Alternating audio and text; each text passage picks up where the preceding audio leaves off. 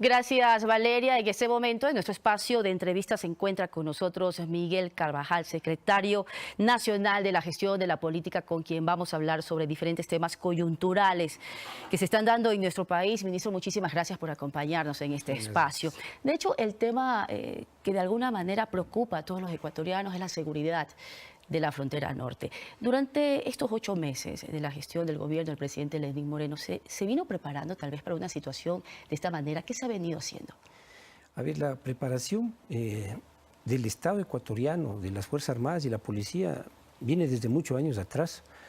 Desde muchos años atrás, donde los dispositivos en la misma frontera llevaban a tener cerca de 7.500 efectivos.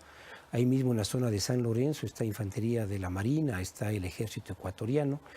Y esta presencia tenía que ver con el conflicto colombiano, pero tiene que ver también desde hace un año, en los últimos meses, con las previsiones sobre las consecuencias no deseadas del proceso de paz de las FARC.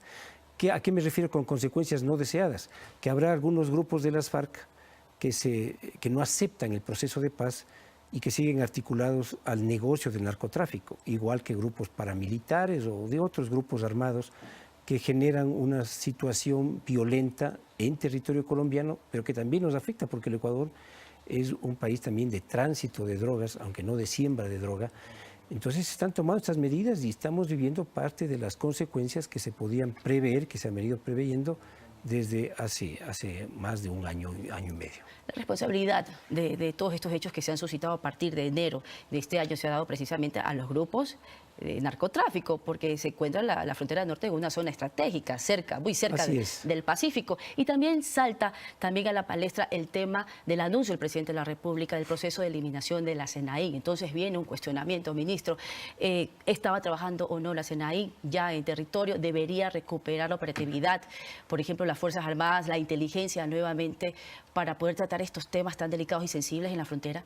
Bueno, justamente parte de las preocupaciones del señor presidente respecto a la SENAIN, que no es eliminar la inteligencia tiene un subsistema policial, tiene un subsistema militar, participan civiles también en inteligencia, esto está contemplado en la Ley de Seguridad Pública y del Estado, pero parte de los problemas es justamente el debilitamiento de la inteligencia militar, ¿sí?, en participaciones en la SENAIN. Esto yo lo viví cuando estuve breves meses en el Ministerio de Defensa. Y justamente hay que reorientar el trabajo de inteligencia, manteniendo una especie de unidad, de coordinación de los subsistemas de inteligencia y fortaleciéndole para lo que debe ser la seguridad del Estado, la seguridad de los ciudadanos. Bueno, y de hecho esto salta también a otro tema, ¿no?, que es la estabilidad política, porque no puede estar separado un tema del otro y políticamente a veces los tiempos no coinciden. Sin embargo, es importante también conocer si se han dado resultados favorables en este marco del diálogo que propuso el presidente Moreno desde el inicio de su gestión. Y le pregunto esto porque tengo entendido que la CONAIE, la Confederación Nacional de Indígenas, ha dicho, por ejemplo, que los diálogos no quiere establecerlos con subordinados o con voceros, sino que quieren hablar directamente con el presidente. El día de ayer ustedes mantuvieron una reunión con ellos. ¿De qué forma se ha avanzado en estos temas? Bueno, el presidente de la República ha tenido en varias ocasiones, desde que se posesionó, diálogos con diversos sectores sociales, entre ellos con la CONAIE, que es muy importante recuperar los puentes, las relaciones entre el gobierno, las organizaciones indígenas, entre el gobierno, los sindicatos, entre el gobierno, las federaciones de profesionales, por ejemplo, la Federación de Médicos, la Federación de Ingenieros, de Arquitectos, que han ayudado a resolver muchos de los problemas que ahora tenemos. En el caso de la CONAIE se mantiene un diálogo en varios ámbitos, los temas de minería, los temas de ambiente, cómo ayudar a proteger los territorios, las protecciones de las fuentes de agua, en temas de ir resolviendo procesos como la demanda de transporte rural para las comunidades, que todavía estamos a esperas de que el Ministerio de Transporte nos dé los últimos estudios, ¿no? Y algunos otros temas, como por ejemplo algunos conflictos de tierra, como Tesulay en la provincia de Pastaza, en donde fuimos como gobierno, el Ministerio de Agricultura, la CONAIE, a verificar la situación y lastimosamente no se pudo entrar. Ellos reconocieron que el gobierno cumplió su parte, ¿no? Pero de hecho también se había tenido ya previsto una reunión de la CONAIE ya directamente con el presidente, pero no se pudo dar. Sí, últimamente debió darse una reunión la semana pasada con el presidente de la República, estaba agendado, lastimosamente la CONAIE no no asistió, no pudo asistir y convocaron para el día de ayer en donde el presidente ni algunos ministros podíamos estar.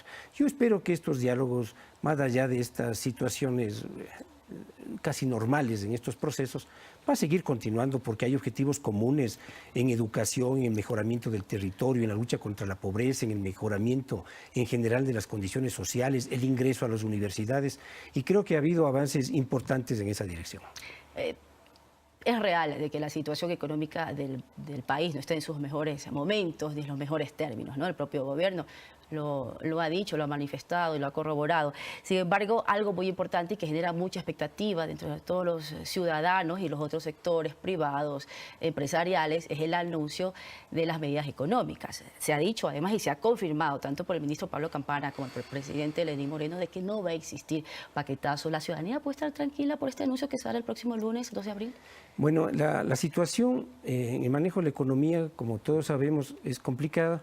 Tenemos que atender a un déficit fiscal de cerca de 5.000 millones de dólares. Debemos para eso tomar medidas que reduzcan gastos, que busquen incrementar de mejor manera las recaudaciones, sin afectar a los sectores sociales, ¿no es cierto?, que trabajan, que necesitan la dinámica de la economía, el comercio, etcétera. Debemos proteger la dolarización, en segundo lugar. Y por otro lado, debemos crear los mecanismos para acelerar los procesos de activación económica. Entonces es un programa que cumple, digamos así, la atención sobre estos tres aspectos. Y yo creo que el día de mañana, llamemos así, el Frente Económico, la ministra de Economía, con los otros ministerios que tienen que ver con el manejo económico y la producción, harán entrega al presidente de la República del documento que incluye esta parte del programa económico de activación productiva también. Pero podrían estar tranquilos los ciudadanos, los ecuatorianos, de que no va a haber paquetazo. No, nosotros no somos un gobierno de paquetazos, no vamos a realizar este tipo de medidas que acostumbraban a llevarse adelante en la época en donde el Ecuador recibía las órdenes de organismos internacionales. No, pero hay que atender un conjunto de problemas, ¿no? El déficit, hay que atender el tema de buscar cómo reperfilar la deuda externa, hay que atender mecanismos para atraer capitales públicos, privados, para generar mayor dinamismo en la economía, al mismo tiempo para proteger la educación gratuita, para proteger la salud, para proteger las inversiones en el país, para proteger la seguridad social. Podría, por ejemplo, y le pregunto esto porque en el momento de que la Contraloría hizo público las observaciones del informe que se hizo a través del examen de lo que era la deuda pública con la Comisión de Veeduría, se generó un poco de desánimo en los ciudadanos por la poca transparencia de que se habían manejado tal vez estos recursos públicos. De hecho, se hablaba de que se había superado este techo del 40% y que tendría que pedirse autorización en caso de requerir nuevos endeudamientos del país a la Asamblea. ¿Podría ser una alternativa, por ejemplo, para evitar, por ejemplo, incrementar los impuestos, el de aumentar este techo que para algunos sectores como los empresariales no tenía fundamento técnico? Mire, nosotros no quisiéramos recurrir a deuda, pero debemos recurrir a deuda dadas las circunstancias del país, inclusive los compromisos que tenemos en estos próximos meses, en junio me parece y en septiembre. Pero aquí estamos frente a un problema que es parte de algunos de los elementos que yo he planteado.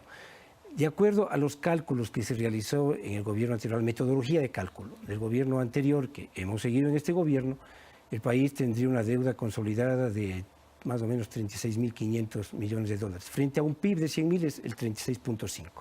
Si se prevé recurrir a financiamiento externo, que se necesita hasta 39.000 millones, no habría problema. Pero si la Contraloría nos dice, no, esta forma de cálculo es inadecuada, y hay que considerar estos otros criterios en el cálculo, las preventas petroleras, en lo que tiene que ver con generación de recursos, etcétera.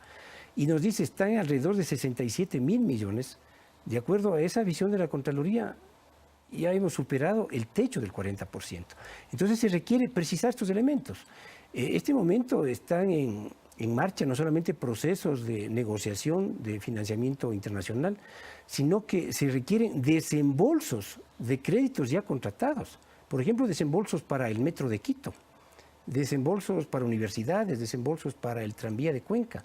Y en el momento que llegue el desembolso, eso se contabiliza se inscribe como parte de deuda. Entonces, evidentemente hay una situación difícil para quien debe tomar las decisiones, para quien debe firmar, porque dice, ¿estoy dentro del límite legal o ya se excedió el límite legal? Entonces, bueno, Contraloría ha explicado que esos recursos están presupuestados y eso supondría una protección para que estos desembolsos continúen. Pero de todas maneras, pienso que esto es un criterio personal, que se requiere de una norma que con claridad diga, no solamente este es el techo, sino así se debe calcular lo que es deuda pública externa. Contar con una nueva fórmula. Contar con la fórmula que sea, pero para que el país conozca y para que quienes deben tomar las decisiones también tengan las seguridades de que están actuando dentro de la ley. Ministro, ahora, quiero preguntarle, usted tuvo hace poco una reunión política en la cual usted manifestó, quiero decirlo textualmente, para no sacarlo del contexto, está quebrado el IES, por eso no se reconoció la deuda porque se tomó todo el dinero de la entidad. Usted el día de hoy presentó un comunicado en el cual aclaraba precisamente ese anuncio que usted había dado, en donde dice que hacía referencia a la situación económica del país, que estaba hablando en términos coloquiales y que, pues, de hecho, había una inexactitud en el término de quiebra del sistema de fondos. ¿Qué quería decir realmente? ¿En qué contexto se dio esta reunión en la cual usted dio este pronunciamiento? Yo le agradezco esta pregunta porque ha circulado varia información sobre el tema. Sí, fue una reunión dentro de Alianza País, con militantes, una grabación que yo no conocía que existía, y a veces uno puede en esos momentos tener poca precisión, y yo creo que por eso es natural y correcto que uno reconozca cuando comete un error. Nosotros no nos corremos cuando hay que cometer, cuando se cometen errores y hay que decir aquí hay un error, pero lo que hemos dicho con claridad es que tenemos una deuda de un déficit de 5.000 millones de dólares, este es el sentido de la reflexión, a lo que tenemos que agregar otros elementos que no estaban previstos, como por ejemplo, las consecuencias de la decisión de la Corte Constitucional la semana pasada de obligar a que el Estado pague el 40%, ¿sí?, del fondo previsional del IES. Eso estamos hablando de alrededor de 1.200 millones de dólares al año, que se agregan a los 5.000 millones de dólares, y que es una necesidad, porque si no se toman esas medidas, el riesgo que tendría el fondo de pensiones de la Seguridad Social sería muy alto, y de hecho los estudios actuariales lo señalan. Igual que la otra resolución de la Corte Constitucional, en el sentido de eliminar el techo a las utilidades, con lo cual también hay 54 millones de dólares que dejan de ingresar directamente al IES, y eso lo va a tener que cubrir el Estado ecuatoriano. Entonces nos estamos refiriendo a una situación en la que estaban los fondos previsionales, en las que no se reconocía en general la deuda, recordemos, de cerca de 2.900 millones de dólares que dictamina la Contraloría, que sí existe y que se están haciendo los cruces de cuentas, las precisiones, las certificaciones, para saber de cuánto mismo es esa deuda. Y estas otras decisiones. Entonces hablamos de transparencia. Aquí se necesita de transparencia tanto en las instituciones, ¿no? Si no había el 40% de ingresos, de aportes más bien dicho, de aporte del Estado al fondo previsional, si no se cubriría estos 54 millones por eliminación del techo de utilidades, ¿no?, ¿en qué situación estaría el fondo de pensiones? Entonces estamos hablando de la necesidad de justamente evitar una situación catastrófica del fondo de pensiones, tomando las medidas que se requieren. ¿Y eso se está analizando desde el directorio del IES? Eso se está analizando el directorio del IES, el director justamente del IES ahora hace una precisión sobre la necesidad de tomar medidas administrativas, distintos tipos de medidas para proteger la salud del sistema de seguridad social. Y dentro de las medidas de salud, evidentemente se contabilizan estos ingresos que desde hace 3 años, me parece, se decidieron no aportar, desconocerlos. Y en esto no basta que el Estado tenga siempre la garantía de recurrir en auxilio de la seguridad social, si no se requieren de estos fondos. Ahora, esto genera mayores complicaciones desde el punto de vista de encontrar los recursos necesarios para aportar a la seguridad social. Y preocupación para los ciudadanos, ministro. Y le pregunto esto porque realmente esto ¿qué genera? Que de alguna forma se mire en retrospectiva y se ponga a analizar decisiones que se dieron anteriormente, como por ejemplo cuando se afiliaron a los familiares, hablábamos de los hijos, de las esposas, entonces para muchos esto no era técnico, no se había hecho un estudio técnico, sino que era tal vez una decisión política, ¿pudo haber sido? Y hay que reconocer, yo creo que hay que, así como hay que reconocer los avances, hay que reconocer la necesidad de proteger los avances sociales, los avances institucionales, los avances de infraestructura productiva que hemos tenido en estos últimos 10 años, también creemos que hay que reconocer los errores, las limitaciones y poder corregirlas. Para algunos eso es traición, para algunos eso es mentira, para otros eso es una necesidad de decencia mínima, de reconocer, así como los logros, de reconocer dónde hay problemas y dónde podemos necesitar de decisiones que resuelvan esos problemas.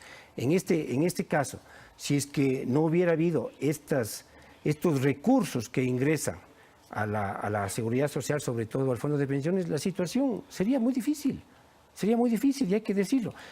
Probablemente la palabra técnica no era la posibilidad de la quiebra del fondo de pensiones, si no se tomaban estas medidas, probablemente, y por eso yo no tengo ningún problema en reconocer que técnicamente probablemente eso fue una inexactitud, pero en un ambiente donde uno está tratando de explicar la situación, a veces se cometen esos pequeños errores. Ministro, y ahora que le escucho decir precisamente el término de traición, también lo escuchaba decir lo mismo hace algunos días en otra entrevista en la cual usted decía de que prácticamente era imposible fiscalizar y pedir que se fiscalice. No solamente lo ha dicho usted, lo ha dicho otros compañeros suyos de la misma bancada, por ejemplo, Fernando Buendía, y también han reaccionado frente a estos pronunciamientos. Han dicho, ¿por qué no lo dijeron en su momento? Bueno, en mi caso yo fui 4 años asambleísta, presidente de la Comisión de Soberanía Alimentaria.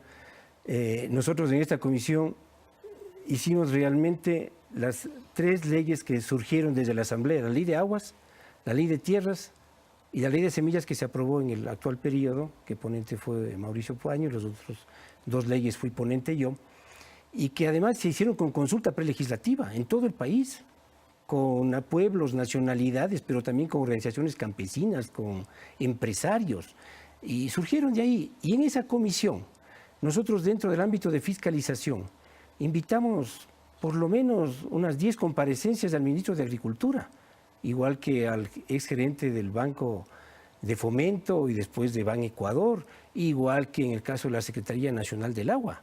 Entonces nosotros sí ejercimos como Comisión Fiscalización. Alguna vez inclusive he firmado varios pedidos, 3, 4 pedidos de información, pero hay uno que recuerdo, un pedido de información sobre unas redes informáticas para CNT, porque tenían precios que iban aumentando, probablemente con explicaciones, y que fue motivo inclusive de una tensión política adentro, nos convocaron para conversar de qué se trata, etcétera, y que firmamos 9 asambleístas de país, y que yo sepa, nunca la presidenta de la Asamblea Nacional envió, ¿sí? Porque hay esta normativa que me parece que hay que corregir, que los pedidos de información tienen que pasar a través de la presidencia. Entonces, nosotros decimos, en nuestro caso, esos niveles de fiscalización. Yo no tengo en eso pena alguna, porque creo que he cumplido con mi trabajo como asambleísta en los 2 términos.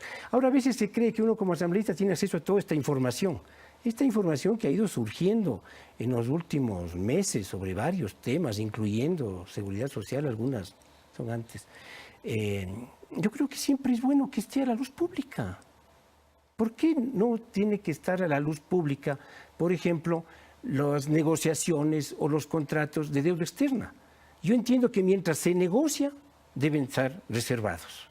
Mientras se negocia. Mientras ya se culmine y ya se concreta la negociación, debería ser público. Pero ¿por qué una vez que se negocia, está en los créditos, por qué tiene que mantenerse ese carácter? ¿Por qué tiene que eliminarse ese carácter cuando se paga la deuda? Al menos creo que es un tema para debatir. Igual que estos otros temas de la seguridad social, más allá de las inexactitudes o no, lo importante es que generan la posibilidad del debate.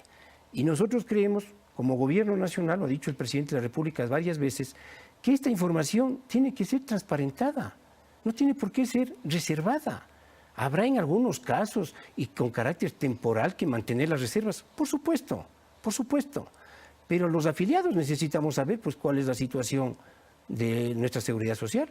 Igual que en el ISFA, que en el ISPOL, los militares, los policías tienen que saber cuál es el estado de su seguridad social, ¿sí? Igual necesitamos saber cuál es la situación de deuda externa, más allá de precisiones técnicas, ¿no es cierto? Pero uno al final del día tiene que pagar. Necesitamos saber cómo se calcula y cuáles son los montos de deuda para saber cómo debemos pagar y para que el país también, para que la ciudadanía conozca exactamente cuál es la situación, en qué se ha avanzado, qué se ha logrado, pero qué también hay que corregir, qué también hay que mejorar, cómo enfrentamos los retos del día a día en economía, pero también en la seguridad, también en educación. Ministro, tengo que finalizar la entrevista, pero yo quiero culminarla preguntándole a usted. Los momentos políticos siempre son variables. Se habla mucho de que la política es un péndulo, ¿no? Los momentos, de alguna forma, un día se conoce y las reacciones totalmente cambian al día siguiente. Sin embargo, para usted estos momentos han sido muy claros. Lo que sucedió, por ejemplo, en este momento con el anuncio que usted hizo del IES. ¿Va a seguir trabajando? ¿Tiene esta apertura para trabajar con total frontalidad, con total transparencia? Mira, yo soy una persona que está en esta situación de la política, en esta actividad política, pues así por convicciones sociales, no por puestos ni por nada. Y así como he estado trabajando antes de ser parte de ningún gobierno, lo he hecho durante estos últimos, ya van a ser 11 años, ¿no es cierto? A veces con muchos acuerdos, a veces con algunos desacuerdos, pero pensando que esto hace bien al país. Pero en aquellos temas en que no hace bien, ¿sí?, en que se revela información, en donde la situación no es lo que creíamos que era, hay que desmontar y poner las cosas sobre la mesa, con amplitud, con diálogo serio, con respeto a los que piensan distinto. Ahora hay una recurrencia a reducir el debate muchas veces al número de caracteres de los tweets, y eso generalmente termina en agresiones, en insultos, muchas veces en descalificaciones. Yo creo que eso no es adecuado. Uno lo hace con buena fe, al menos en nuestro caso, lo hacemos con compromiso, con convicción. Cuando se cometen errores, ¿por qué se van a decir no cometido errores? Yo creo que la arrogancia no ayuda. Y cuando hay terminologías inexactas, hay que decir, pues. Pero eso no quiere decir que los problemas de fondo están acá. Los problemas de fondo es que si no se toman correctivos, si no se toman medidas claras, ¿sí?, puede haber riesgos de falta de sostenibilidad de los fondos previsionales. Y hay que hacerlo con claridad. Bien, ministro, muchísimas gracias por estar en Muchas este espacio de gracias. entrevistas Muy aquí en amable. Telediario. Nosotros hacemos una pausa y ya volvemos con más noticias.